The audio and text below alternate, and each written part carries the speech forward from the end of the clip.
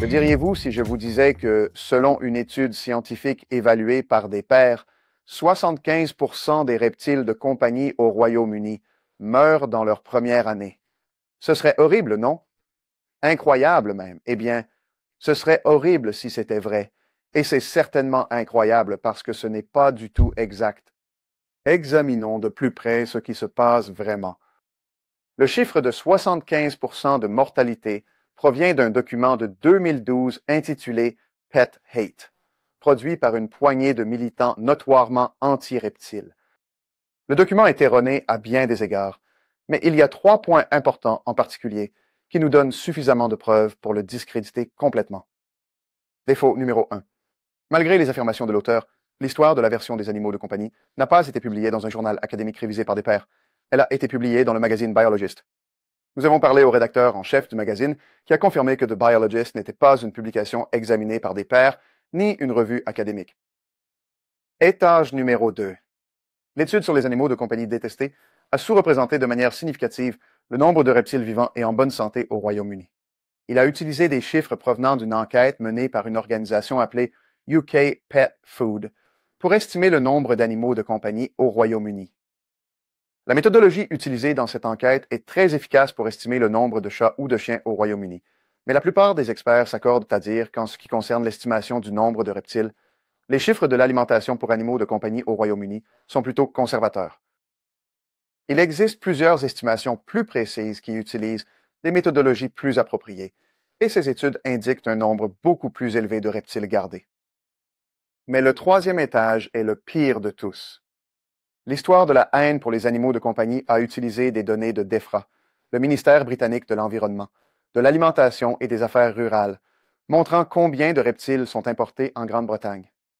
Les chiffres de DEFRA incluaient non seulement les reptiles importés de façon permanente, mais aussi ceux qui sont transbordés à travers le Royaume-Uni et destinés à d'autres pays.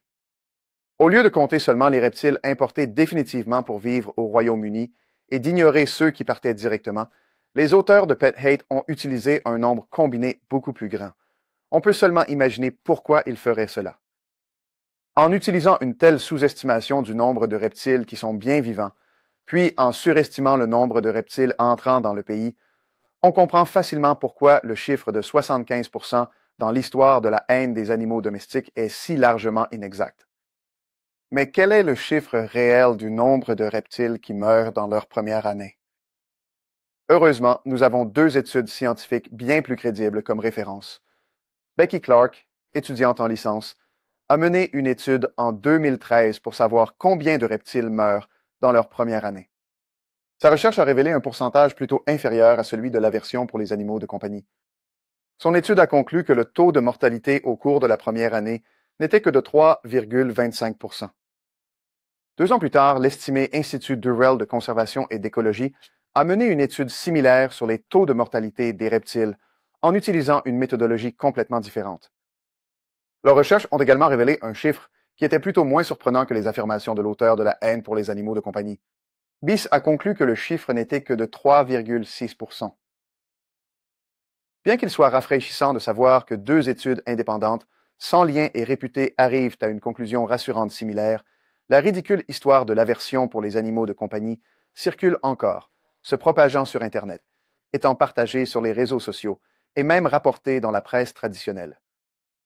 Il y a plein d'autres défauts dans le document anti-animaux de compagnie, et voici encore un exemple de recherche malmenée diffusée par les activistes anti-animaux de compagnie.